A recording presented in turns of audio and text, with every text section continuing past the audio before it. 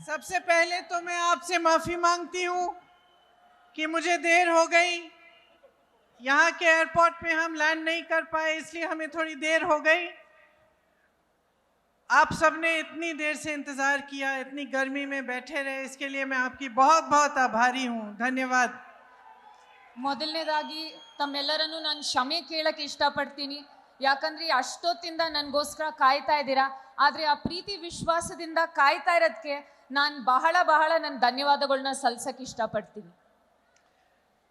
Shri DK Shiv Kumar ji, Shri Randeep Surjewala जी, Shri Ramalinga Reddy ji, Shri KJ George जी, श्री जमीर अहमद जी, Shri Priya Krishna ji, Shri AC Srinivas जी, श्री उमापति गौड़ा जी, श्री रहमान खान जी, मंच पर उपस्थित सभी नेतागण, सभी कार्यकर्ता, सभी पदाधिकारी, मेरी प्यारी बहनों, मेरे प्यारे भाई, आप सबको का इस सभा में बहुत बहुत स्वागत।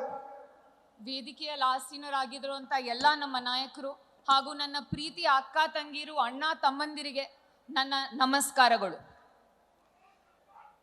यहाँ मैं कुछ महीनों पहले ही आई थी, प्रदेश के चुनाव थे, उस प्रचार के लिए मैं आई थी। मैंने बेंगलोर में भी काफ़ी सभाएं की और बहुत खुशी के साथ और गर्व के साथ मैं कह सकती हूँ कि आपने कांग्रेस की सरकार चुनी और जो गारंटी कांग्रेस की सरकार, कांग्रेस पार्टी ने आपको सरकार बनाने से पहले दी थी, वो आज आप अपनी आंखों के सामने पूरी होती हुई देख रहे हैं। ನಾವು ಕೆಲವು ತಿಂಗಳು ಹಿಂದೆ ನಾನಿಲ್ಲಿ ಬಂದು ತಮ್ಮೆಲ್ಲರ ಜೊತೆ ಮಾತಾಡಿ ಬಹಳ ಸಭೆಗಳು ಮಾಡಿ ಹೋಗಿದ್ದೆ ಚುನಾವಣೆ ಮುಂಚಿತವಾಗಿ. ಆಮೇಲೆ ಚುನಾವಣೆ ಆದಮೇಲೆ ತಾವು ಕಾಂಗ್ರೆಸ್ ಪಕ್ಷಕ್ಕೆ ಆಶೀರ್ವಾದ ಮಾಡಿ ನಮಗೆ ಸರ್ಕಾರ ತಂದು ಕೊಟ್ಟಿದ್ದು ನಂಗೆ ಬಹಳ ಖುಷಿಯಾಗುವಂಥ ವಿಷಯ. ये सरकार जो प्रदेश में बनी है, ये आपकी सरकार है। आपने देखा कि गृह लक्ष्मी योजना के तहत 1,25,00,000 महिलाओं को हर महीने 2,000 रुपए मिल रहे हैं। ಈ ಸರ್ಕಾರದಿಂದ ನನಗೆ ಬಹಳ ಖುಷಿಯಾಗೋ ವಿಷಯ ಏನಂದ್ರೆ ಪ್ರತಿ ತಿಂಗಳು 1 ಕೋಟಿಗಿಂತ ಹೆಚ್ಚು ಹೆಣ್ಮಕ್ಳಿಗೆ ಗೃಹಲಕ್ಷ್ಮಿ ಯೋಜನೆಯಿಂದ 2,000 ರೂಪಾಯಿ ಬರ್ತಾ ಇರೋದು ನಂಗೆ ಬಹಳ ಖುಷಿಯಾಗುವಂತ ವಿಷಯ. गृह ज्योति योजना के तहत 200 यूनिट बिजली की बिल में आपको फ्री मिलते हैं। ಗೃಹ ಜ್ಯೋತಿ ಯೋಜನೆಯಿಂದ ಪ್ರತಿಯೊಂದು ಮನೆಗೆ 200 ಯೂನಿಟ್ ಎಲೆಕ್ಟ್ರಿಸಿಟಿ ಉಚಿತವಾಗಿ ಸಿಗ್ತಾ ಇದೆ. अन्न भाग्य में 4.5 करोड़ के लगभग लोगों को राशन मिल रहा है। मुफ्त में मेरी सारी बहनें बस यात्रा कर रही हैं। अच्छा लग रहा है आपको? ಅನ್ನಭಾಗ್ಯ ಯೋಜನೆಯಿಂದ 4 ಕೋಟಿಗಿಂತ ಹೆಚ್ಚು ಕುಟುಂಬಗಳಿಗೆ ಇವತ್ತು ಅಕ್ಕಿ ಮತ್ತೆ ರೇಷನ್ ಸಿಗ್ತಾ ಇದೆ. ಮತ್ತೆ ಶಕ್ತಿ ಯೋಜನೆಯಿಂದ ನಮ್ಮ ಅಕ್ಕ ತಂಗಿರು ಉಚಿತವಾಗಿ ಬಸ್ಸಲ್ಲಿ ಪ್ರಯಾಣ ಮಾಡ್ತಾ ಇದ್ದಾರೆ. ಚೆನ್ನಾಗಿ ಅನ್ಸತ್ತಾ, ಖುಷಿ ಆಗತ್ತಾ ಅಂತ ಕೇಳ್ತಾ ಇದ್ದಾರೆ ತಮ್ಮನ್ನ. इसके साथ युवा निधि जो योजना है, इसमें 1.5 लाख युवाओं को वजीफा मिल चुका है और ये शुरुआत है, जल्द ही 10 लाख और युवाओं को मिलेगा। ನಮ್ಮ ಯುವ ನಿಧಿ ಯೋಜನೆಯಿಂದ ಲಕ್ಷಾಂತರ ಯುವಕರಿಗೆ ನಮ್ಮಿಂದ ಹಣ ಹೋಗ್ತಾ ಇದೆ. ಇನ್ನೂ ಹೆಚ್ಚಾಗತ್ತೆ ಅಂತ ನನಗೆ ನಂಬಿಕೆ ಇದೆ. ಅದರಿಂದ ನನಗೂ ಕೂಡ ಬಹಳ ಖುಷಿ ಆಗ್ತಾ ಇದೆ. तो जैसे प्रदेश चुनाव के समय हमने आपको कुछ गारंटी बताई थी और उन्हें पूरा करने का काम हम अभी कर रहे हैं। आप देश भर में देख सकते हैं कि जहां जहां कांग्रेस ने चुनाव से पहले गारंटी दी, उन प्रदेशों में जब कांग्रेस की सरकार आई तो उन गारंटीज को पूरा करने का काम शुरू हो चुका है। ದೇಶದಾದ್ಯಂತ ನುಡಿದಂತೆ ನಡೆಯುವಂತ ಸರ್ಕಾರ ಎಲ್ಲಾದ್ರೂ ಇದ್ರೆ ಅದು ಕಾಂಗ್ರೆಸ್ ಸರ್ಕಾರ. ಕರ್ನಾಟಕದಲ್ಲಿ ನಾವು ಸರ್ಕಾರ ರಚನೆ ಮಾಡಾದ್ಮೇಲೆ ಎಲ್ಲ 5 ಗ್ಯಾರಂಟಿಗಳನ್ನು ಅನುಷ್ಠಾನ ಮಾಡಿದ್ವಿ. ಇಡೀ ದೇಶಾದ್ಯಂತ ಕಾಂಗ್ರೆಸ್ ಸರ್ಕಾರ ಎಲ್ಲಾದ್ರೂ ಇದ್ರೆ ಅವ್ರು ನುಡಿದಂತೆ ನಡೆಯುವಂತ ಸರ್ಕಾರ. ಅವರು ಚುನಾವಣೆಗಿಂತ ಮುಂಚಿತವಾಗಿ ಅವ್ರೇನ್ ನಿಮಗೆ ಗ್ಯಾರಂಟಿ ಅಥವಾ ನಿಮಗೆ ಪ್ರಾಮಿಸ್ ನೀಡ್ತಾರೋ ಅದನ್ನ ಅವರು ಪೂರೈಸಿ ನಿಮ್ಮ ಮುಂದೆ ಬಂದು ನಿಂತಿದ್ದಾರೆ ಇವತ್ತು. अब पूरे देश भर में चुनाव है। हम एक घोषणा पत्र हमने निकाला है, उसे हम न्याय पत्र कहते हैं। क्योंकि हमने देखा कि पिछले 10 सालों में हर वर्ग के साथ अन्याय हुआ है और हम जानते हैं कि आपकी जीवन में संघर्ष ज़्यादा बड़े हैं और आपकी तरक्की होने के बजाय आपकी जो समस्याएं हैं वो ज़्यादा बड़ी हुई हैं।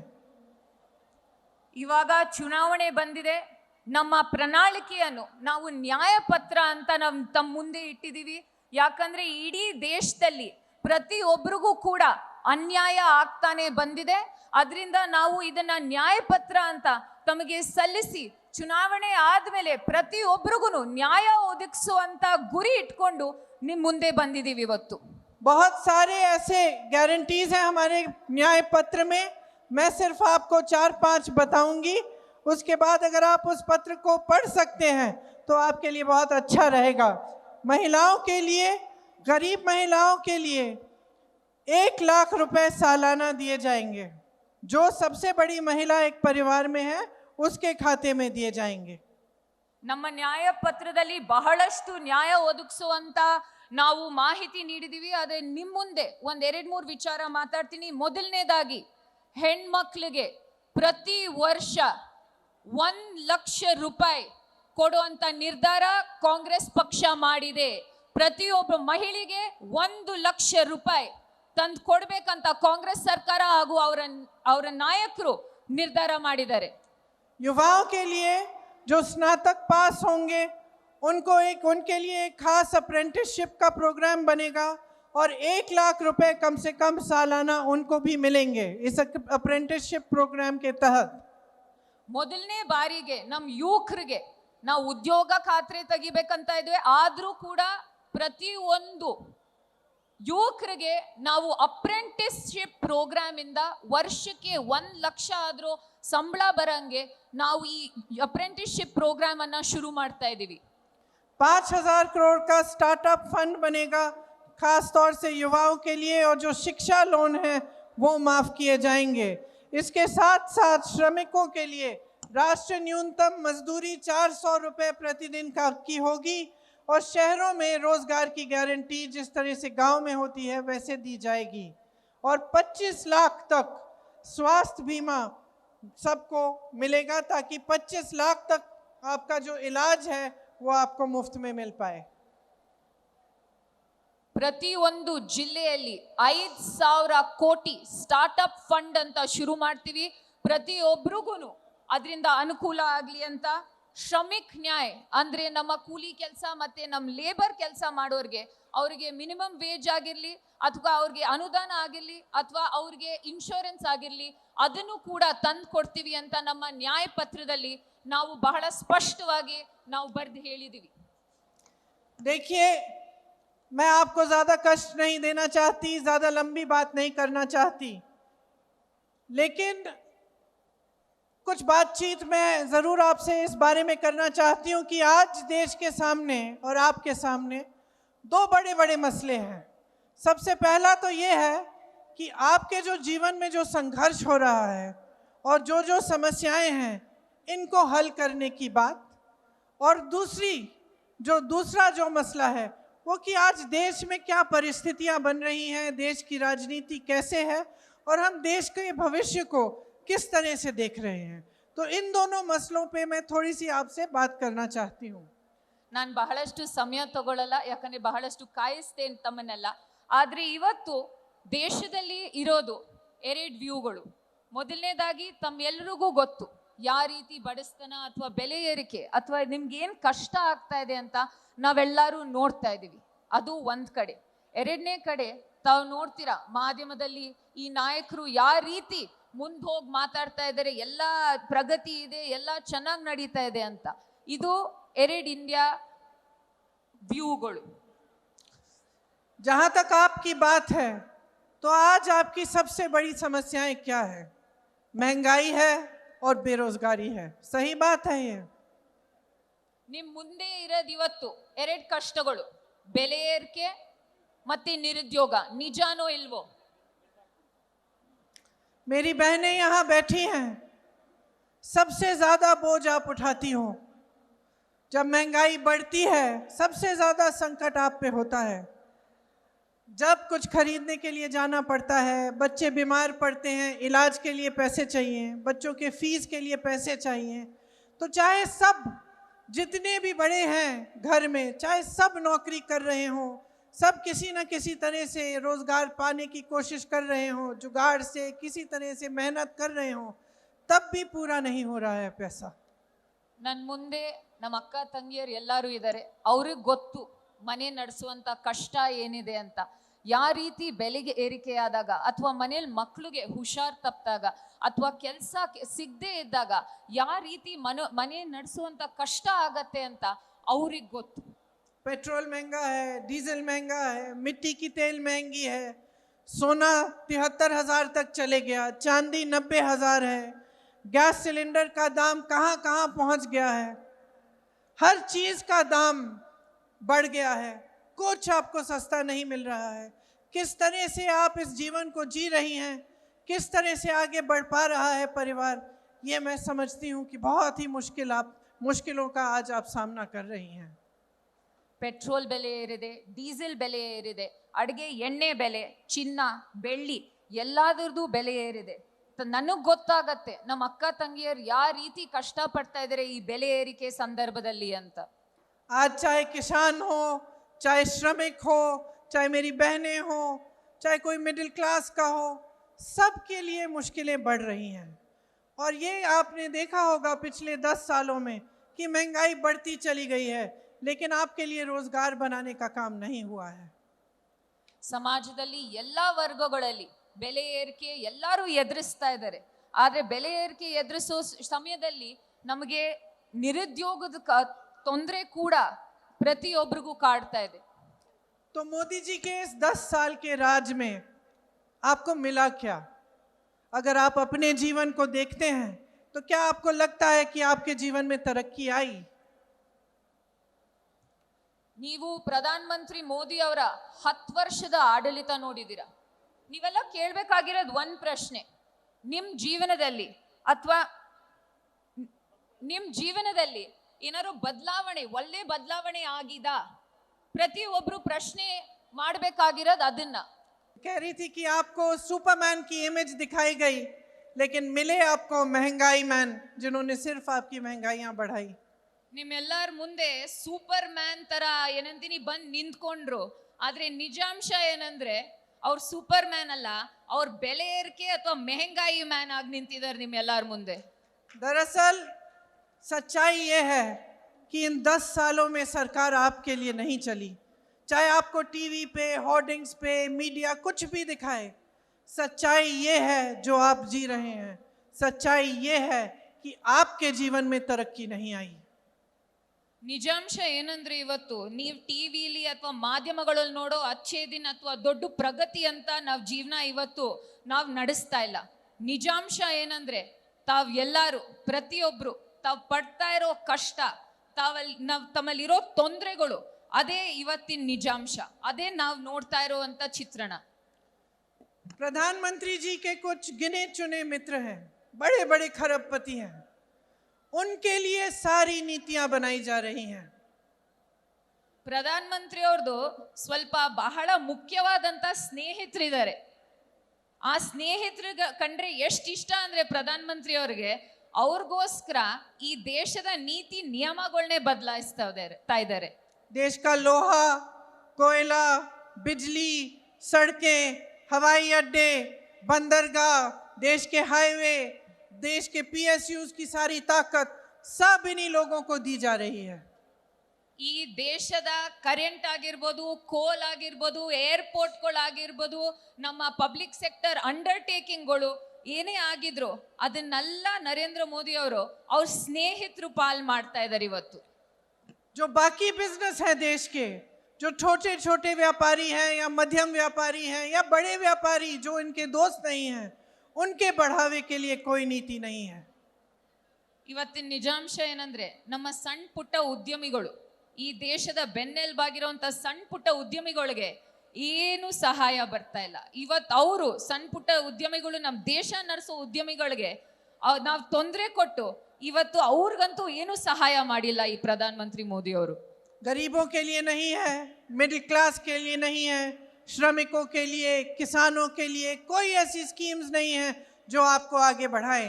अगर स्कीम बनती भी है तो 5 किलो राशन देने की स्कीम या कुछ ऐसी चीज जिससे आप अपने पैरों पे खड़े नहीं होंगे, लेकिन आपको कुछ कुछ थोड़ा थोड़ा दिया जाएगा ताकि आप चुप रहें।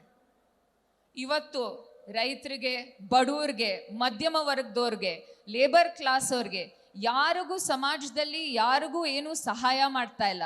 ಏನಾದ್ರೂ ಸಹಾಯ ಮಾಡಿದ್ರೆ 5 kg ಅನ್ನ ಅಥವಾ ಸಣ್ಣ ಪುಟ್ಟ ಅಕ್ಕಿ ಅಥವಾ ಸಣ್ಣ ಪುಟ್ಟ ಸ್ಕೀಮ್ಗಳಲ್ಲಿ ತಮಗ್ ಕೊಟ್ಟಿ ತಮಗ್ ತೃಪ್ತಿ ಪಡಿಸುವಂತ ಪ್ರಯತ್ನ ಒಂದು ಮಾತ್ರ ಮಾಡ್ತಾ ಇದ್ದಾರೆ ನರೇಂದ್ರ ಮೋದಿ ಅವರು. हर स्तर पर लोकतंत्र को कमजोर करने की कोशिशें होती हैं, आपके अधिकार कमजोर किए जाते हैं। आज संविधान बदलने की बात हो रही है। संविधान बदलने से क्या होगा? आप ही के अधिकार कमजोर होंगे, आप ही की मजबूती कम होगी, क्योंकि संविधान के तहत इस देश में हर इंसान को, चाहे वो महिला हो, पुरुष हो, किसी भी जाति का, किसी भी धर्म का हो, चाहे वो किसान हो, चाहे प्रधानमंत्री हो, सबको समान अधिकार मिलता है। ಇವತ್ತು ಪ್ರಜಾಪ್ರಭುತ್ವವನ್ನು ವೀಕ್ ಮಾಡಕ್ ಹೊರಟಿದ್ದಾರೆ. ಎರಡನೇದಾಗಿ ತಮಗ್ ಅಧಿಕಾರ ಮತ್ತೆ ತಮಗ್ ಸಾಂವಿಧಾನಿಕ ಏನ್ ಹಕ್ಕುಗಳಿದ್ವೋ ಅದನ್ನ ಕಮ್ಮಿ ಮಾಡ್ತಾ ಇದ್ದಾರೆ. ಆಮೇಲೆ ಇವ್ರುಗಳು ಸಂವಿಧಾನವನ್ನೇ ಬದಲಾಯಿಸಕ್ ನಿಂತಿರುವಂತ ಪಕ್ಷ. ಸಂವಿಧಾನ ಬದಲಾಯಿದ್ರೆ ಯಾರಿಗ್ ತೊಂದರೆ ಆಗತ್ತೆ? ಪ್ರಜಾಪ್ರಭುತ್ವದಲ್ಲಿ ಸಂವಿಧಾನ ಬದಲಾದ್ರೆ ತಮ್ಮ ಎಲ್ಲಾರ್ಗೂ ಹಕ್ಕಿರೋ ಹಕ್ಕುಗಳು, ಸಾಂವಿಧಾನಿಕ ಹಕ್ಕುಗಳನ್ನ ಕಿತ್ಕೋತಾರೆ. ಆಮೇಲೆ ಕಿತ್ಕೊಳ್ಳುವಂತ ಪ್ರಯತ್ನ ಆಗ್ಲೇ ಶುರು ಆಗಿದೆ, ಇನ್ನೂ ಹೆಚ್ಚು ಮಾಡ್ತಾರೆ ಬರೋ ದಿವಸಗಳಲ್ಲಿ. शायद इस देश में पहली बार ऐसा हुआ होगा कि चुनाव से पहले 2 मुख्यमंत्रियों को गिरफ्तार किया गया है। किसी एक देश की सबसे बड़ी पार्टी के बैंक अकाउंट बंद किए गए हैं और पूरे विपक्ष से पे एक भयंकर हमला हो रहा है। प्रधानमंत्री सुबह से शाम तक यही कहते रहते हैं कि पूरी दुनिया भ्रष्ट है, सारे नेता भ्रष्ट हैं, सिर्फ वही एक ईमानदार और पाक हैं। ಇವತ್ತು ದೇಶದ ಇತಿಹಾಸದಲ್ಲಿ ಮೊದಲನೇ ಬಾರಿಗೆ ಎರಡೆರಡು ಮುಖ್ಯಮಂತ್ರಿಗಳನ್ನ ಜೈಲಿಗೆ ಹಾಕಿದ್ದಾರೆ. ಇವತ್ ನೋಡ್ತೀರಾ, ದೇಶದ ಅತಿ ದೊಡ್ಡ ರಾಜಕೀಯ ಪಕ್ಷದ್ದು ಅಕೌಂಟ್ ನ ಬಂದ್ ಮಾಡಿದ್ದಾರೆ. ಪ್ರಧಾನ ಮಂತ್ರಿ ಅವ್ರಿಗೆ ಏನ್ ಅನ್ಸಿದೆ ಅಂದ್ರೆ, ಇಡೀ ದೇಶದಲ್ಲಿ ಮತ್ತೆ ಭೂಮಿ ಮತ್ತೆ ಪ್ರಪಂಚದಲ್ಲಿ ಎಲ್ಲಾರು ಭ್ರಷ್ಟರು ಇರೋದು ಒಬ್ರೆ, ಭ್ರಷ್ಟರಾಗದೆ ಇರೋರು, ಕರಪ್ಷನ್ ಫ್ರೀ ಅಂತ ಯಾರು ಇದ್ರೆ ಒಬ್ರೆ ಅನ್ಕೊಂಡಿದ್ದಾರೆ ನರೇಂದ್ರ ಮೋದಿ ಅವರು. लेकिन कुछ समय पहले उन्होंने एक स्कीम बनाई, इलेक्टोरल बॉन्ड्स की स्कीम, जिसके तहत जो भी राजनीतिक दल को चंदा दे रहा था उसका नाम गुप्त रहता था। ಇವಾಗ ತಮ್ಗೆಲ್ಲರಿಗೂ ಗೊತ್ತಿರೋ ಹಾಗೆ ಅವ್ರ ಸರ್ಕಾರ ಮತ್ತೆ ಅವ್ರ ನೇತೃತ್ವದಲ್ಲಿ ಒಂದು ಎಲೆಕ್ಟ್ರಲ್ ಬಾಂಡ್ ಅಂತ ಒಂದು ಸ್ಕೀಮ್ ತಂದ್ರು. ಆ ಸ್ಕೀಮ್ ಅಲ್ಲಿ ಏನಂದ್ರೆ, ತಾವ್ ಎಷ್ಟೇ ದುಡ್ಡು ಕೊಟ್ರು, ಯಾವ ರೀತಿ ಚಂದಾ ವಸೂಲಿ ಆದ್ರೂ ಕೂಡ ಯಾರು ಕೊಟ್ಟಿದ್ದಾರೆ, ಎಷ್ಟು ಕೊಟ್ಟಿದ್ದಾರೆ ಅಂತ ಯಾರಿಗೂ ಗೊತ್ತಾಗ್ತಾ ಇರಲಿಲ್ಲ. सुप्रीम कोर्ट ने कहा कि यह गलत स्कीम है, इसको पारदर्शी बनाओ, जिसने जिसको चंदा दी है उसकी लिस्ट निकलनी चाहिए। तो पहले तो सरकार ने मना कर दिया कि लिस्ट नहीं मिल रही है, फिर सुप्रीम कोर्ट ने डांटा तो वो लिस्ट निकली, और जब लिस्ट निकली तो नरेंद्र मोदी जी की भाजपा की पूरी असलियत इस देश के सामने आ चुकी है। ನಮ್ ಸುಪ್ರೀಂ ಕೋರ್ಟ್ ಹೇಳ್ತು, ತಾವ್ ಎಲ್ಲಾರ್ಗೂ ತೆರೆದಿಡ್ಬೇಕು ಯಾರ್ಯಾರು ಏನಂತೀನಿ ಈ ಎಲೆಕ್ಟ್ರಲ್ ಬಾಂಡ್ ಅಲ್ಲಿ ಫಂಡ್ ನೀಡಿದ್ದಾರೆ ಅಂತ. ಸರ್ಕಾರ ಹೇಳ್ತು ನಾವು ಕೊಡಲ್ಲ, ನಮ್ಮ ಹತ್ರ ಇಲ್ಲ ಅಂತ. ಸುಪ್ರೀಂ ಕೋರ್ಟ್ ಪುನಃ ಕೇಳಿದಾಗ ಅವ್ರು ಎಲ್ಲ ಬಂದು ತರ್ದಿಟ್ಟು ಯಾರು ಯಾವ ಪಕ್ಷಕ್ಕೆ ಎಷ್ಟು ಕೊಟ್ಟಿದ್ದಾರೆ ಅಂತ ನೋಡಿದಾಗ, ಯಾರಿಂದ ಚಂದಾ ವಸೂಲಿ ಆಯ್ತು, ಯಾರು ಎಷ್ಟು ಕೊಟ್ರು ಅಂತ ಇಡೀ ದೇಶದ ಮುಂದೆನೆ ತೆರೆದಿಟ್ಟು ಎಲ್ಲಾರ್ಗೂ ಗೊತ್ತಾಯ್ತು ಯಾವ ಪಕ್ಷ ಚಂದಾ ವಸೂಲಿ ಮಾಡ್ತಿತ್ತು ಅಂತ. चंदा की स्कीम नहीं थी, ये वसूली की स्कीम थी। जिसने चंदा दिया उसकी एक अनोखी कहानी थी। किसी पे छापा मारा, चंदा लिया, छापे बंद। किसी पे केस डाले, चंदा लिया, केस बंद। किसी ने कोविड की वैक्सीन बनाई, उसने चंदा दिया। किसी ने वो गुजरात का पुल बनाया जो टूटकर गिर पड़ा, उसने भी चंदा दिया। किसी ऐसी कंपनी ने चंदा दिया जिसकी 150 करोड़ तक के तकरीबन मुनाफा है और चंदा दे रहे हैं 1100 करोड़ का। ಇದು ಚಂದ ಅಲ್ಲ, ಇದು ವಸೂಲಿ ಆಗಿತ್ತು. ಯಾಕಂದ್ರೆ ತಾವ್ ಯಾರ್ಯಾರು ಕೊಟ್ಟಿದ್ದಾರೆ ದುಡ್ಡು ಕೊಟ್ಟಿದ್ದಾರೆ ಅಂತ ನೋಡಿದ್ರೆ ಯಾರ್ಯಾರಿಗೆ ಐ ಟಿ ಇಡಿ ನೋಟಿಸ್ ಹೋಗಿತ್ತೋ ಅವ್ರಿಗೆ, ಯಾರ್ಯಾರ ಮೇಲೆ ಕೇಸ್ ಆಗಿತ್ತೋ ಅವ್ರಿಗೆ, ಯಾರ್ಯಾರಿಗೆ ವ್ಯಾಕ್ಸಿನ್ ಪರ್ಮಿಷನ್ ಬೇಕಿತ್ತೋ, ಬ್ರಿಡ್ಜ್ ಕಟ್ಟಕ್ ಪರ್ಮಿಷನ್ ಬೇಕಿತ್ತೋ, ಏನಾದ್ರು ಟೆಂಡರ್ ಅಲ್ಲಿ ಕೆಲಸ ಆಗ್ಬೇಕಾಗಿತ್ತೋ ಅವರು ಎಲೆಕ್ಟ್ರಲ್ ಬಾಂಡ್ಸ್ ಅಲ್ಲಿ ಈ ಪಕ್ಷಕ್ಕೆ ದುಡ್ಡು ಕೊಟ್ಟಿದ್ರು. ಇದು ಎಲ್ಲ ಬಹಿರಂಗವಾಗಿ ತಮ್ಮ ಮುಂದೆ ಸುಪ್ರೀಂ ಕೋರ್ಟ್ ಆದೇಶ ಆದ್ಮೇಲೆ ಮುಂದೆ ಬಂದು ಇಟ್ಟಿದೀವಿ. पूरी तरह से काले धन को सफेद करने की स्कीम है ये. ಇದು ಬೇರೆ ಏನೂ ಅಲ್ಲ, ಕಪ್ ಹಣವನ್ನು ವೈಟ್ ಮಾಡಿ ತಂದು ಕ್ಲೀನ್ ಆಗಿ ಮುಂದೆ ಉಪಯೋಗಿಸಕ್ ಆಗಿರೋಂತ ಷಡ್ಯಂತ್ರ ಇದು. और भाजपा ने तो इतना मजाक समझ रखा है, वो सोचते हैं कि कुछ भी कर लेंगे पब्लिक को पता नहीं चलेगा. एक पूरी सर्विस, जैसे आप जाते हैं ना लॉन्ड्री सर्विस में, फुल सर्विस देते हैं. वॉशिंग मशीन है, उसमें काला धन डालो सफेद निकलता है. मनी लॉन्ड्रिंग की मशीन है, स्टेन रिमूवल की सर्विस मिल रही है. किसी को भ्रष्ट कहते हैं इसने हजारों करोड़ों का किया है घोटाला, भाजपा को ज्वाइन करता है. जिस दिन ज्वाइन करता है तो कहते हैं कि ये ईमानदार आदमी है. ಇವರೆಲ್ಲ ಅನ್ಕೊಂಡಿರೋದೇನಂದ್ರೆ ಅವ್ರು ಏನೇ ಮಾಡಿದ್ರು ನಮ್ಗಳು ಗೊತ್ತಾಗಲ್ಲ ಅಂತ. ಬಿಜೆಪಿ ಅವರು ಇವತ್ತು ಒಂದು ವಾಷಿಂಗ್ ಮಿಷಿನ್ ತೆರೆದಿಟ್ಟಿದ್ದಾರೆ. ತಾವೆಲ್ಲ ನೋಡಿದಿರ ವಾಷಿಂಗ್ ಮಿಷಿನ್ ಯಾವ ರೀತಿ ನಡೆಯುತ್ತೆ ಅಂತ. ಅದ್ರೊಳಗೆ ಏನಂತೀನಿ, ನೀವು ಬ್ಲ್ಯಾಕ್ ಮನಿ ಹಾಕಿ ಹೊರಗಡೆ ವೈಟ್ ಬರುತ್ತೆ, ನೀವು ಬ್ರಷ್ಟ್ರನ್ ಹಾಕಿ ಹೊರಗಡೆ ಕ್ಲೀನ್ ಆಗಿ ಬರ್ತಾರೆ. ಆಮೇಲೆ ಬಿಜೆಪಿ ಅವರೇ ಹೇಳಿರ್ತಾರೆ ಸಾವಿರ ಕೋಟಿ ಹಗರಣ ಮಾಡಿದಾರೆ ಈ ರಾಜಕಾರಣಿಗಳಂತ. ಆದ್ರೆ ಆ ರಾಜಕಾರಣಿಗಳು ಬಿಜೆಪಿ ಸೇರ್ಕೊಂಡಾಗ ವಾಷಿಂಗ್ ಮಿಷಿನ್ ಒಳಗೆ ಹೋಗಿ ಹೊರಗೆ ಕ್ಲೀನ್ ಆಗಿ ಬರ್ತಾರೆ. बेसिक इशू क्या है? बैंगलोर का एग्जाम्पल लीजिए. आपकी जो शहर है वो देश का गौरव होना चाहिए और है भी. यहाँ एक विजन के तहत बनी थी. मुझे याद है मैं छोटी थी, मेरे पिताजी बात करते थे उस समय कि बैंगलोर और हैदराबाद में टेक्नोलॉजी का हब बनना चाहिए. और आगे जाके बहुत लोगों ने काम किया, मेहनत की और ये टेक्नोलॉजी के हब बने. यहाँ से इतनी कैपेबिलिटी है, इतनी टैलेंट है, पूरे देश भर में आपने भेजा है लोगों को. पूरे देश को दुनिया जानती है बेंगलोर को. ಬೆಂಗಳೂರು ಯಾವ ಥರ ಸಿಟಿ ಅಂದರೆ, ನಮ್ಮ ತಂದೆಯವರು ಕೂಡ, ನಾನು ಚಿಕ್ಕವಳಿದ್ದಾಗ ನನಗಿನ್ನೂ ಜ್ಞಾಪಕ ಇದೆ, ನಮ್ಮ ತಂದೆಯವರು ಬೆಂಗಳೂರು ಮತ್ತು ಹೈದರಾಬಾದ್ ಬಗ್ಗೆ ಯಾವ ರೀತಿ ವಿಷನ್ ಇರೋ ಸಿಟಿ, ಯಾವ ರೀತಿ ಮುಂದೆ ಹೋಗ್ತಾ ಟೆಕ್ ಹಬ್ ಆಗತ್ತೆ ಅಂತ ಅದ್ರ ಬಗ್ಗೆ ಮಾತನಾಡ್ತಿದ್ರು. ಇವತ್ತು ಬೆಂಗಳೂರನ್ನ ತಾವೇ ನೋಡಿ ಬೇಕಾರೆ, ಬೆಂಗಳೂರಲ್ಲಿ ಯಾವ ರೀತಿ ನಮ್ಮ ಯುವಕರು ಇಡೀ ದೇಶಾದ್ಯಂತ ಹೋಗಿ ಸೇವೆ ಸಲ್ಲಿಸ್ತಾರೆ. ಬಹಳ ಏನಂತೀನಿ ಬೇರೆ ಫೀಲ್ಡ್ಗಳಲ್ಲಿ. देश भर से यहाँ लोग नौकरी ढूंढने के लिए आते हैं. यहाँ मल्टीनेशनल्स हैं, बड़े बड़े संस्थान हैं, आईआईटी है, आईआईएम है, आईआईएससी है, इसरो, डीआरडीओ, एचएएल, ये सारे यहाँ हैं. स्टार्टअप्स भी यहाँ सबसे ज़्यादा हैं. सब चीज़ों का संगम है ये बैंगलोर. ಇಡೀ ದೇಶದ ಎಲ್ಲ ಕಡೆಯಿಂದ ಯುವಕರು ಬೆಂಗಳೂರಿಗೆ ಬರ್ತಾರೆ. ಬೆಂಗಳೂರಿಗೆ ಬಂದು ಯಾಕೆ ಬೆಂಗಳೂರಿಗೆ ಬರ್ತಾರೆ ಅಂದರೆ ಇಸ್ರೋ, HAL, DRDO, ನಮ್ದು IISC, IIM,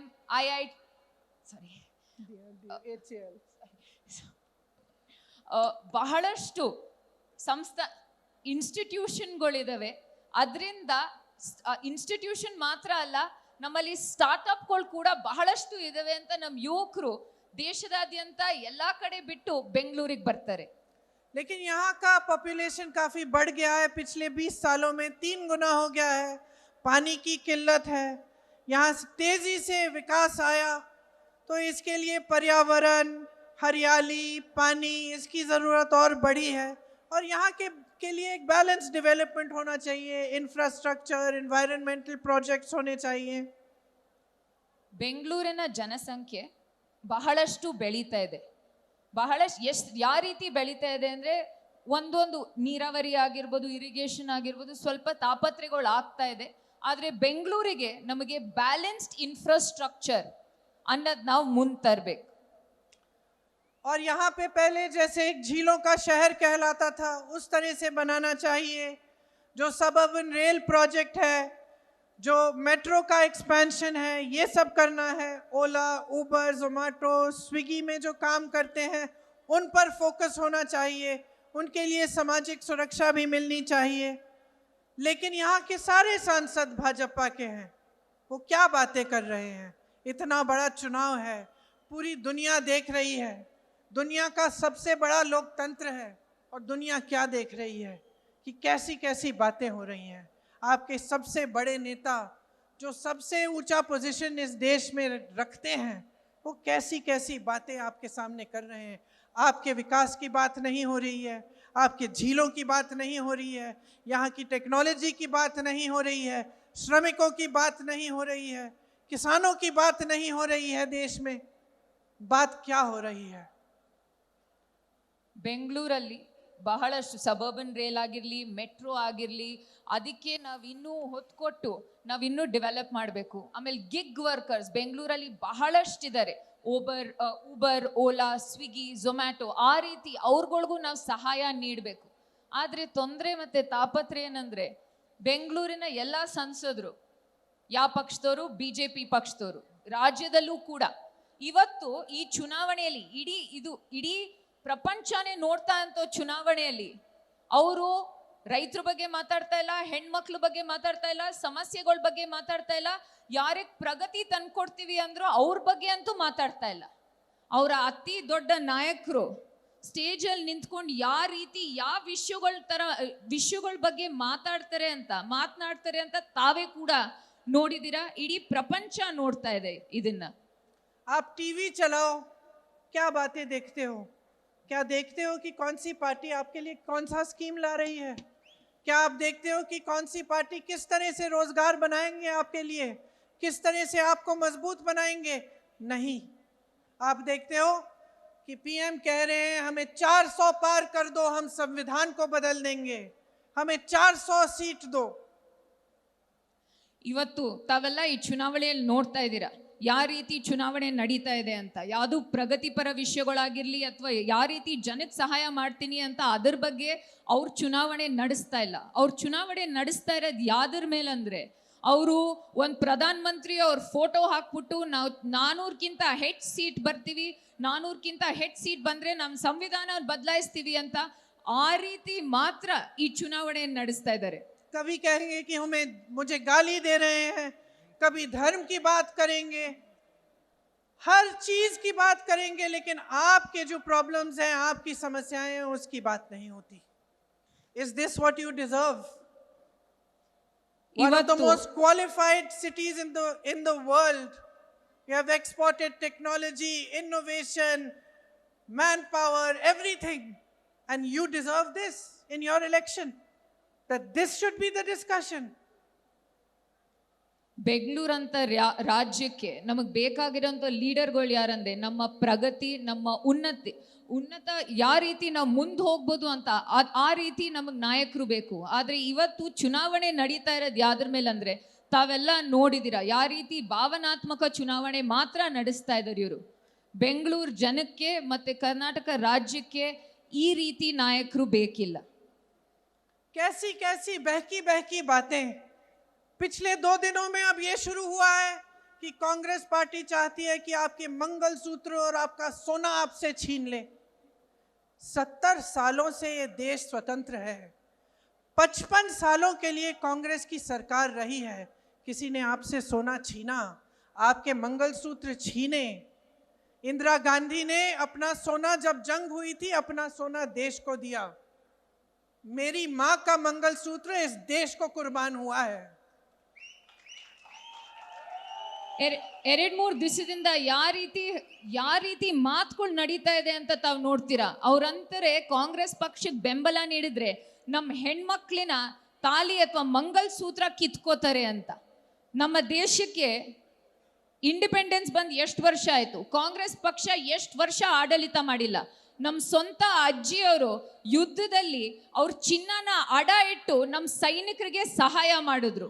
ಇವತ್ತು ನಮ್ಮ ತಾಯ ಮಂಗಲಸೂತ್ರ, ನಮ್ಮ ತಂದೆಯವರು ಶಹೀದ್ ಆದ್ರಲ್ಲ, ಆ ಮಂಗಲಸೂತ್ರ ಈ ನೆಲದಲ್ಲಿದೆ. ಅದೇ ನಮ್ಮ ಕುಟುಂಬದ ಇತಿಹಾಸ. सच्चाई ये है कि ये लोग महिलाओं का संघर्ष नहीं समझ सकते.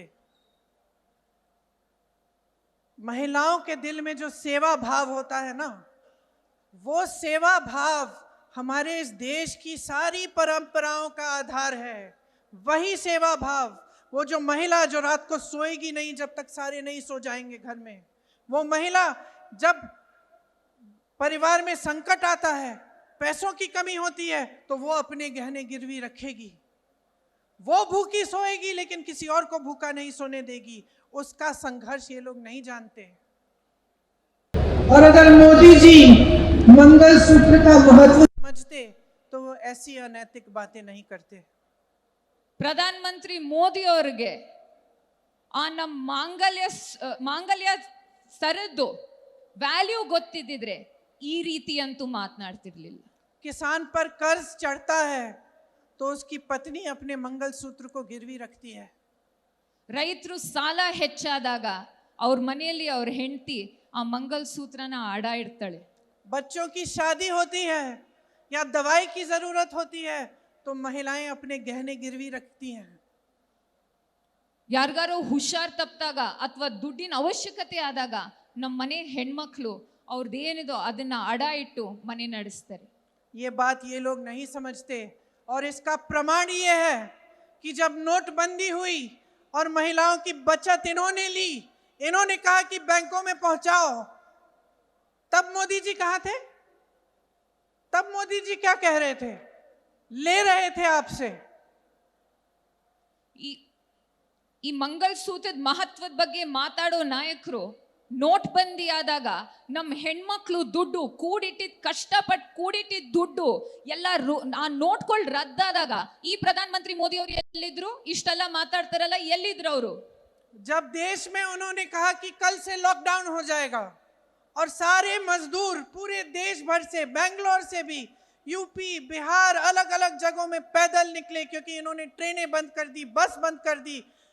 तब जब खाना नहीं मिल रहा था शहरों में, जब कोई चारा नहीं था, तो महिलाओं ने अपने गहने, अपनी बचत गिरवी रखी। तब मोदी जी कहाँ थे?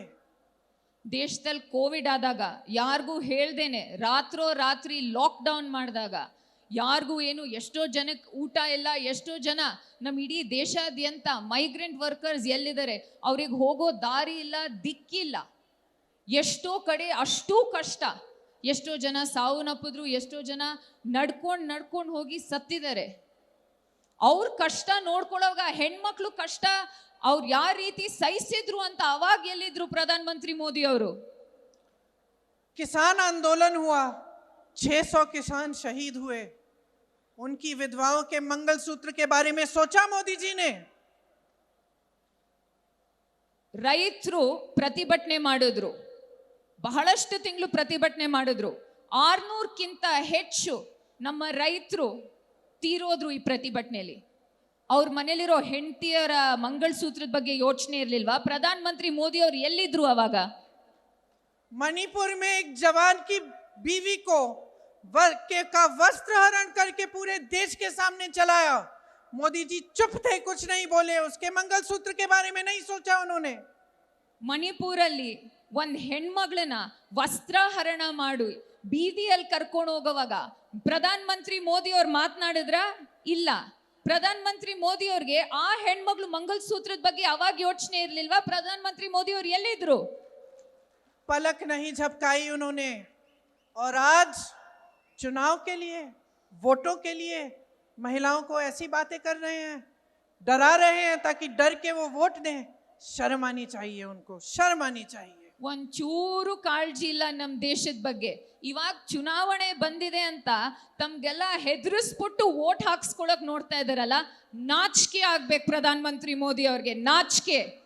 अगर इस देश की महिलाओं के मंगलसूत्र की परवाह होती तो उनके बेटों को आप रोजगार दिलवाते, तो महंगाई कम करते, छात्रों को शिक्षा की सुविधा देते, देश की बेटियों को अपने पैरों पे खड़े होने का काम कराते। ಇವತ್ತು ನರೇಂದ್ರ ಮೋದಿ ಅವ್ರಿಗೆ ಅಷ್ಟು ಯೋಚನೆ ಇದ್ದಿದ್ರೆ ನಮ್ಮ ಹೆಣ್ಮಕ್ಳು ಮಂಗಲಸೂತ್ರದ ಬಗ್ಗೆ ಅವ್ರ ಮನೆಯಲ್ಲಿರೋ ಗಂಡ್ ಮಕ್ಳಿಗೆ ಉದ್ಯೋಗ ಒದಗಿಸ್ಕೊಡ್ತಿದ್ರು, ಬೆಲೆ ಏರಿಕೆ ಕಮ್ಮಿ ಮಾಡಿಕೊಡ್ತಿದ್ರು, ಆಮೇಲೆ ಹೆಣ್ಮಕ್ಳ ಸಬಲೀಕರಣಕ್ಕೆ ಇನ್ನೂ ಹೆಚ್ಚು ಒತ್ತು ಕೊಡ್ತಿದ್ರು ಅಂತ ನಾನು ಹೇಳಕ್ ಇಷ್ಟಪಡ್ತೀನಿ. देश हैरानी से देख रहा है, इतनी बड़ी बड़ी समस्याएं हैं। आप यहाँ बैठी हैं, मैं जानती हूँ यहाँ से जाएंगी, देर हो रही है, काफ़ी महिलाएं चली भी गई हैं, क्योंकि घर जाना है, काम करना है, बहुत देर हो गई है, खाना पकाना है, लोगों को देखना है, चाहे आप जॉब कर रही हैं, कुछ भी कर रही हैं। इतनी महंगाई है, इतनी बड़ी बड़ी समस्याएं हैं, तमाम बच्चे बेरोजगार घूम रहे हैं, आपने मेहनत से पढ़ाया, शिक्षा दिलवाई, इतनी बड़ी समस्याएं हैं और इतनी छोटी छोटी स्तर की बातें हो रही हैं। सारे नेता भाजपा के आपके सामने आकर ऐसी अजीब अजीब सी बातें कर रहे हैं, झूठ बोल रहे हैं दिन रात, सोचते हैं कि आप देखेंगे नहीं, आप पढ़ेंगे नहीं कि कौन सी पार्टी क्या कह रही है। क्या हो रहा है आपके आंखों के सामने? ದೇಶದ ಮುಂದೆ ಬಹಳಷ್ಟು ಸಮಸ್ಯೆಗಳಿದಾವೆ. ನನಗೂ ಗೊತ್ತು, ಬಹಳಷ್ಟು ಹೆಣ್ಮಕ್ಳು ಇಲ್ಲಿ ಮನೆ ಹೋಗಿ ಮನೆ ನೋಡ್ಕೋಬೇಕು, ಕತ್ಲಾಯ್ತು ನನಗೋಸ್ಕರ ಕಾಯ್ದಿದ್ದೀರಾ ಅಂತ. ತಾವೆಲ್ಲ ಇವತ್ತು ಬಹಳ ಮಹತ್ವವಾದಂಥ ತೊಂದರೆಗಳು ಈ ದೇಶವನ್ನು ಕಾಡ್ತಾ ಇದೆ. ಬೆಲೆ ಏರಿಕೆ ಆಗಿರ್ಬೋದು, ನಿರುದ್ಯೋಗ ಆಗಿರ್ಬೋದು.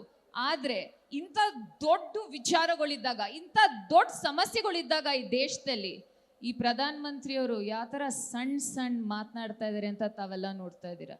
ಬಿಜೆಪಿ ಅವ್ರ ನಾಯಕರು ಯಾವ ರೀತಿ ಹೊಲಸು ಮತ್ತೆ ಸಣ್ಣ ಸಣ್ಣ ಮಾತುಗಳಾಡಿ ರಾಜಕೀಯ ಮಾಡ್ತಾ ಇದ್ದಾರೆ ಅಂತ ತಾವೆಲ್ಲ ನೋಡ್ತಾ ಇದ್ದೀರಾ. ನಾವು ಯಾವ ವಿಚಾರಗಳು ದೇಶಕ್ಕೆ ತೊಂದರೆ ತರ್ತಾ ಇದೆ ಅದನ್ನ ಹೇಗೆ ಬಗೆಹರಿಸ್ಬೇಕಂತ ಮಾತನಾಡ್ತಾ ಇದೀವಿ. ಆದ್ರೆ ಬಿಜೆಪಿ ಮತ್ತೆ ಅವ್ರ ನಾಯಕರು ಈ ತರ ಸಣ್ಣ ಸಣ್ಣ ಮಾತಾಡಿ ತಮ್ಗೆಲ್ಲ ಮಂಕ್ ಬೂದಿ ಎರ್ಚಕ್ ನಿಂತಿದ್ದಾರೆ. ಆದ್ರೆ ತಾವೆಲ್ಲ ನೋಡ್ತಾ ಇದ್ದೀರಾ ನಿಜಾಂಶ ಏನು ಅಂತ. ತಮ್ಮ ಕಣ್ ಮುಂದೆ ಎಲ್ಲ ತಾವೆಲ್ಲ ನೋಡ್ತಾ ಇದ್ದೀರಾ. आप तय करिए, ये आपका चुनाव है। कितने चुनाव हिंदू मुस्लिम हिंदू मुस्लिम हिंदू मुस्लिम करके आप लड़वाएंगे? आप तय करिए। और आप क्या ये चुनाव महंगाई, बेरोजगारी, शिक्षा, स्वास्थ्य पे नहीं लड़ाना चाहते? आप तय करिए, आपको कैसी राजनीति चाहिए? नैतिक राजनीति कि नाटक की राजनीति? सत्ता की राजनीति कि सत्य की राजनीति? परोपकार चाहिए आपको या अहंकार चाहिए? ये तय करिए, क्योंकि अब समय आ गया है कि अगर आप गहराई से नहीं सोचेंगे, आप जागोगे नहीं, तो ये देश खाई में चले जाएगा। ತಾವೆಲ್ಲ ನೋಡ್ತಾ ಇದ್ದೀರಾ, ಇನ್ನು ಎಷ್ಟು ವರ್ಷ ನಡೆಸ್ತಾರೆ ಹಿಂದೂ ಮುಸಲ್ಮಾನರ ಮಧ್ಯೆ ಯಾವ ರೀತಿ ಒಡಕನ್ ತರ್ತಾ ಇದ್ದಾರೆ ಅಂತ ತಾವೆಲ್ಲ ನೋಡ್ತಾ ಇದ್ದೀರಾ. ಆದ್ರೆ ನಿರ್ಧಾರ ಮಾಡ್ಬೇಕಾಗಿರೋದು ನೀವುಗಳು. ನಿಮಗೆ ಯಾವ ರೀತಿ ರಾಜಕೀಯ ಬೇಕು, ಯಾವ ರೀತಿ ಪಕ್ಷ ಬೇಕು? ನೈತಿಕತೆಯ ರಾಜಕೀಯನೋ ನಾಟಕದ ರಾಜಕೀಯನೋ ಬೇಕು, ಅಥವಾ ನೈತಿಕತೆಯ ಪಕ್ಷ ಬೇಕು, ನಾಟಕ ಮಾಡೋಂಥ ಪಕ್ಷ ಬೇಕು, ಸತ್ಯ ಹೇಳೋಂಥ ಪಕ್ಷ ಬೇಕು, ಸುಳ್ಳು ಹೇಳೋಂಥ ಪಕ್ಷ ಬೇಕು ಅಂತ ನೀವುಗಳು ನಿರ್ಧಾರ ಮಾಡಬೇಕು. धर्म ने क्या सिखाया है? भगवान राम को हम क्यों पूजते हैं? क्योंकि उन्होंने सेवा की प्रजा की, और वो एक नैतिक, भगवान राम नैतिक थे, सत्य के पथ पर चले। ನಾವೆಲ್ಲ ರಾಮನ್ ಯಾಕೆ ನಾವು ಪ್ರಾರ್ಥಿಸೋದು? ಯಾಕಂದ್ರೆ ಅವ್ರ ಸೇವಾ ಮನೋಭಾವ ನೋಡಿ ನಾವೆಲ್ಲ ಪ್ರಾರ್ಥಿಸ್ತೀವಿ. ರಾಮ ಅನ್ನೋದು ನೈತಿಕತೆಯ ದಾರಿಯಲ್ಲಿ ನಡೆದಿದ್ದು, ಸತ್ಯದ ದಾರಿಯಲ್ಲಿ ನಡೆದಿದ್ದಂತ ನಮ್ಮ ಶ್ರೀರಾಮ. महात्मा गांधी जी ने वही पथ पकड़ा जब उनको गोली लगी, हे राम करके लफ्ज निकले उनके मुंह से। उन्होंने पूरा स्वतंत्रता संग्राम सत्य के आधार पर लड़ा। ये एक अनोखा संग्राम था पूरी दुनिया में, और इसी के आधार पर, सत्य के आधार पर, नैतिकता के आधार पर और समानता के आधार पर हमारा वो संविधान बना जिसे ये बदलना चाहते हैं। ಮಹಾತ್ಮ ಗಾಂಧಿ ಅವರು ಕೂಡ ಅವರು ನಡೆದಿದ್ದ ದಾರಿ ಈ ಸತ್ಯದ ದಾರಿ. ಅವರಲ್ಲಿ ಗೋಲಿ ಹಾರಿಸಿದಾಗ್ಲೂ ಕೂಡ ಅವರು ಹೇ ರಾಮ್ ಅಂತ ಹೇಳಿ ಪ್ರಾಣ ಬಿಟ್ಟವರು. ನಮ್ಮ ಇಡೀ ಸ್ವತಂತ್ರ ಚಳುವಳಿಯಲ್ಲಿ ಮಹಾತ್ಮ ಗಾಂಧಿಯವರು ಸತ್ಯದ ಹಾದಿಯಲ್ಲಿ ಹೋದ್ರು. ಆ ಸತ್ಯವನ್ನು ಇಟ್ಕೊಂಡು ಸಾಮಾಜಿಕ ನ್ಯಾಯವನ್ನು ಮುಂದಿಟ್ಟು ನಾವು ಸಂವಿಧಾನವನ್ನು ತಂದಿಟ್ವಿ. लेकिन आज ये स्थिति है कि झूठ का बोलबाला है, सत्य को छोड़िए। रोज सुबह से शाम तक आप पूरा अपने सामने नाटक देखते हैं। सरकारें तोड़ी जाती हैं, पैसे खिलाए जाते हैं विधायकों को, सारी चीजें सब आपकी आंखों के सामने होते हैं। मीडिया दंडवत होके कहती है कि देखिए मोदी का मास्टर स्ट्रोक, मोदी जी ने किया, कोई और नहीं कर सकता। सारे गलत काम हो रहे हैं, आपकी आंखों के सामने हो रहे हैं, आप चुप हैं। विपक्ष चीख रहा है, चिल्ला रहा है, विपक्ष पर दबाव डल रहा है, मीडिया पर दबाव डल रहा है। न्यायालयों पे दबाव डल रहा है। जितने भी संस्थान बने थे आपके अधिकारों की रक्षा के लिए, सब दबाए जा रहे हैं। हम लड़ रहे हैं, आप कब लड़ोगे? ಸತ್ಯ ಅನ್ನೋದು ಬಿಟ್ಬಿಡಿ, ಬಿಜೆಪಿ ಅವರು ಪ್ರತಿ ದಿನ ನಾಟಕ ಮತ್ತೆ ಸುಳ್ಳು ಹೇಳ್ಕೊಂಡು ಓಡಾಡ್ಕೊಂಡು ರಾಜಕೀಯ ಮಾಡ್ತಾ ಇದ್ದಾರೆ. ಪ್ರತಿಯೊಬ್ಬರಿಗೂ ಗೊತ್ತು ಈ ನಿಜಾಂಶ ಏನು ಅಂತ, ಏನ್ ತಾಪತ್ರೆಗಳು ತಮ್ಮನ್ನೆಲ್ಲ ಕಾಡ್ತಾ ಇದೆ ಅಂತ ತಮ್ಗೆಲ್ಲರಿಗೂ ಗೊತ್ತು. ಆದ್ರೆ ದೇಶದ ಮಾಧ್ಯಮಗಳಲ್ಲಿ ಎಲ್ಲ ಚೆನ್ನಾಗಿದೆ, ಪ್ರಗತಿ ಇದೆ, ಈ ದೇಶದಲ್ಲಿ ಎಲ್ಲ ಉದ್ಧಾರ ಆಗ್ತಾ ಇದ್ದಾರೆ ಅಂತ ತೋರಿಸ್ತಾ ಇದ್ದಾರೆ. ಇವತ್ತು ನರೇಂದ್ರ ಮೋದಿ ವಿಪಕ್ಷದ ನಾಯಕರು ಮಾತ್ರ ಅಲ್ಲ, ಮಾಧ್ಯಮಗಳಾಗಿರ್ಲಿ, ವಿಪಕ್ಷ ಆಗಿರ್ಲಿ, ಉನ್ನತ ನ್ಯಾಯಾಲಯ ಆಗಿರ್ಲಿ, ಪ್ರತಿ ಒಬ್ರ ಮೇಲೆ ಪ್ರೆಷರ್ ತಂದು ಏನ್ ಸಾಧಿಸಕ್ ನೋಡ್ತಾ ಇದಾರೆ ಅಂತ ನೀವ್ ನೋಡ್ತಾ ಇದ್ದೀರಾ. ಆದ್ರೆ ನಿಮ್ ಹಕ್ಕಗೋಸ್ಕರ ಯಾರೋ ಹೋರಾಟ ಮಾಡಂಗಿದ್ರೆ ನಾವ್ ನಿಮ್ ಪರ ಯಾವತ್ತೂ ನಿಂತಿರ್ತೀವಿ. समय आ गया है कि आप अपनी लड़ाई लड़ना शुरू करें, अपने अधिकारों की लड़ाई, कि आप हर नेता को, हर राजनीतिक दल को, खास तौर से भाजपा को और प्रधानमंत्री जी को ये सिखाएं कि आपके मुद्दों पे चुनाव लड़े जाने चाहिए. ನಿಮ್ ಹೋರಾಟ ಇವಾಗ ಶುರು ಆಗ್ಬೇಕು. ನೀವು ಹೋರಾಟದ ಹಾದಿಲಿ ಮುಂದೆ ಹೋಗಿ ನೀವು ಪ್ರತಿ ಒಂದು ನಾಯಕರಿಗೆ ಈ ಚುನಾವಣೆಯಲ್ಲಿ ತೋರಿಸ್ಕೊಡ್ಬೇಕಾಗಿರೋದೇನಂದ್ರೆ, ಈ ಚುನಾವಣೆ ನಮ್ಗೇನ್ ಕಾಡ್ತಾ ಇದೆ, ಏನ್ ಇಶ್ಯೂಸ್ ಇದೆ ಅದರ ಮೇಲೆ ನಡಿಬೇಕು. ನಮ್ಗೇನ್ ತೊಂದರೆ ಇದೆ, ಈ ದೇಶಕ್ಕೆ ಏನಾಗಿದೆ ಅದರ ಮೇಲೆ ನಡಿಬೇಕು ಅಂತ ತಾವು ತಕ್ಕ ಪಾಠವನ್ನ ಕಲಿಸ್ಕೊಡ್ಬೇಕು. मैं मोदी जी को चुनौती देती हूँ, इस चुनाव को महंगाई, बेरोजगारी, शिक्षा की सुविधाएं, स्वास्थ्य की सुविधाएं पे लड़ के देखें. ನಾನು ನರೇಂದ್ರ ಮೋದಿ ಅವ್ರಿಗೆ ಒಂದು ಚಾಲೆಂಜ್ ಕೊಡ್ತೀನಿ. ಇವತ್ತು ಈ ಎಲೆಕ್ಷನ್ನ ಬೆಲೆ ಏರಿಕೆ, ನಿರುದ್ಯೋಗ, ಶಿಕ್ಷಣದಲ್ಲಿ ಆಗ್ತಾ ಇರೋ ಕೊರತೆಗಳು ಮತ್ತೆ ಹೆಲ್ತ್ ಅಲ್ಲಿರೋ ತೊಂದರೆಗಳ ಬಗ್ಗೆ ನೀವು ಎಲೆಕ್ಷನ್ ನ ಬಂದು ನೀವು ನಿಂತ್ಕೊಳ್ಳಿ ಅಂತ ನಾನು ಓಪನ್ ಚಾಲೆಂಜ್ ಕೊಡ್ತಾ ಇದ್ದೀನಿ. इन 10 सालों में क्या किया है आपके लिए, कौन सी तरक्की लाए हैं आपके जीवन में, यहाँ खड़े होकर ये बताएं. ಈ 10 ವರ್ಷದಲ್ಲಿ ನಿಮ್ ಜೀವನದಲ್ಲಿ ಏನ್ ಪ್ರಗತಿ ತಂದಿದ್ದಾರೆ, ನಿಮ್ಗೋಸ್ಕರ ಏನ್ ಮಾಡಿದ್ದಾರೆ ಅಂತ ಇಲ್ಲಿ ಬಂದು ನಿಂತ್ಕೊಂಡು ಮಾತಾಡ್ಬೇಕು ಪ್ರಧಾನ ಮಂತ್ರಿ ಮೋದಿ ಅವರು. और मैं आपको चुनौती देती हूँ, इस देश की जनता को, कि आप जागो, जागरूक बनो, मांगो अपना हक, अपने अधिकारों के लिए लड़ो और इस चुनाव को अपने बारे में बनाओ. ನಾನು ನಿಮ್ಗೆ ಎಲ್ಲಾರ್ಗೂ ಹೇಳೋದೇನಂದ್ರೆ, ಇದು ನಿಮ್ಮ ಹೋರಾಟ. ಈ ಚುನಾವಣೆ ನಿಮ್ಮ ಇಶ್ಯೂಸ್ ಮೇಲೆ ಆಗ್ಬೇಕು, ನಿಮಗ್ ಆಗ್ತಾರ ಅಂತ ಏನ್ ತೊಂದರೆಗಳಿದೋ ಅದರ ಮೇಲೆ ಆಗ್ಬೇಕು. ಇದೇ ನಿಮ್ಮ ಹೋರಾಟ. ನೀವೆಲ್ಲರೂ ಎದ್ದೇಳಿ ಎಚ್ಚರರಾಗಿ ಮುಂದೆ ಹೋಗಿ ಅಂತ ನಾನು ಹೇಳಕ್ ಇಷ್ಟಪಡ್ತೀನಿ. बहुत हो गया है, आपने बहुत देख लिया है, अब बदलाव लाओ, कांग्रेस के उम्मीदवारों को जिताओ. जैसे कर्नाटका में आपकी सरकार ने आपको काम करके दिखाया है और आगे भी आपको दिखाएगी, उसी तरह की सरकार केंद्र में लाओ, ताकि आपके मुद्दे सर्वोपरि हों और आप सर्वोपरि हों. ऐसा ही होना चाहिए लोकतंत्र में. आप बहुत ध्यान से यहाँ पे बैठे हैं मेरी बातों को सुनने के लिए, इसके लिए खास तौर से आप लोगों को बहुत बहुत धन्यवाद. जानती हूँ कि बहुत देर हो गई, आप सबको भी जाना है. एक बार मेरे साथ कहिए जय हिंद. धन्यवाद. ನ್ಯೂಸ್ ಫಸ್ಟ್ ನಿರ್ಭೀತಿಯಿಂದ ನಿಮ್ಮ ಪರವಾಗಿ.